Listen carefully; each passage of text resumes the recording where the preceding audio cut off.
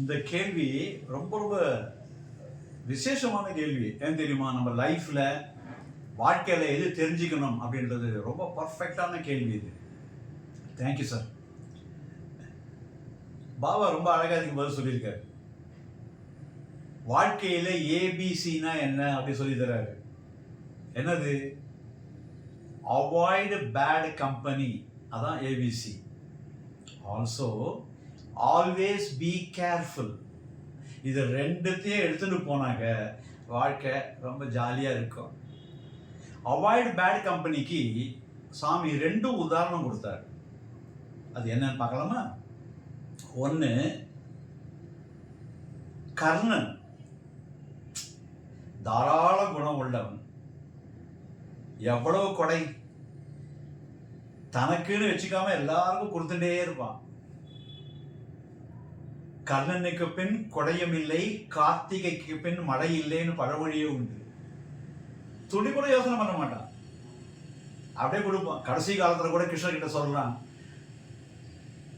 யாராவது கடைசி ஒருவேளை நஷ்ட ஜென்மா இருந்தா கூட ஒருத்தர் கேட்கும் போது இல்லை அப்படின்னு நான் சொல்லக்கூடாது சுவாமி, இந்த வரத்தை கொடுங்கன்னு கேட்கறான். அப்ப பாருங்க என்ன மாதிரி இருக்கு. அப்படி இருந்தவன் கெட்டவனோட சேர்வான். யாரோட? கரெக்ட், துரியோதனோட சேர்ந்தான்.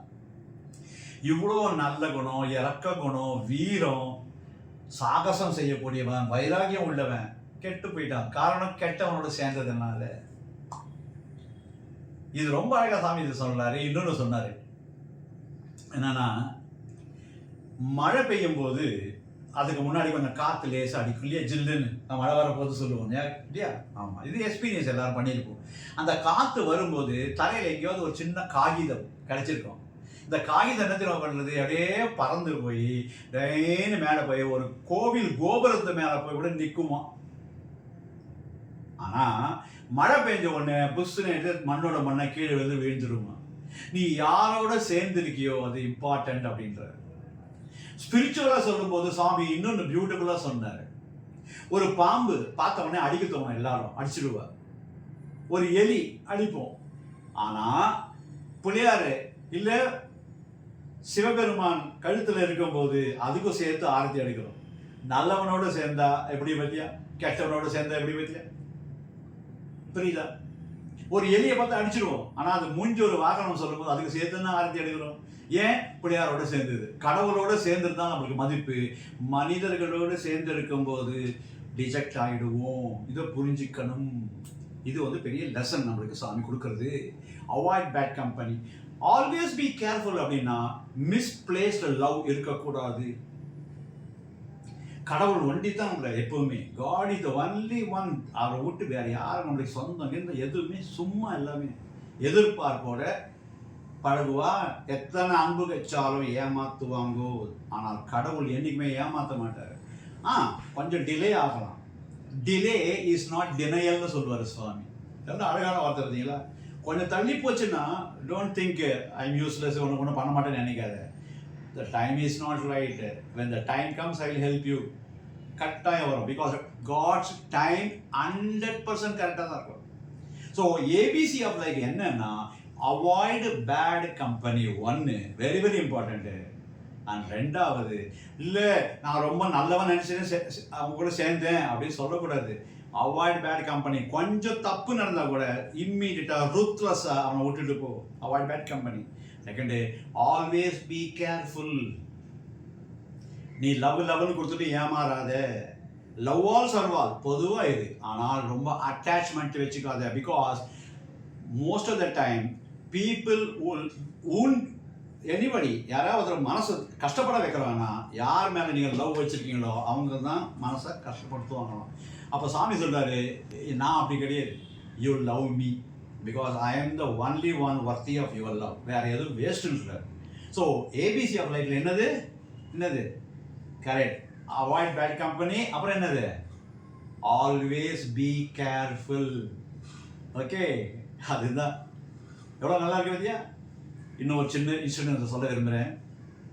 புட்டபத்தில் சாமி அப்படியே வருவார் இல்லையா? அப்படி வந்துட்டு இருக்கும்போது ஒரு பையனை பார்த்து எப்பவுமே என்ன கேட்பாருன்னா, யூ ஆர் ஃப்ரம் அப்படி கேட்பாரு. அவன் இடத்த சொல்லுவான். அப்போது சாமி சொல்லுவோம் அப்படின்ட்டு போவார்.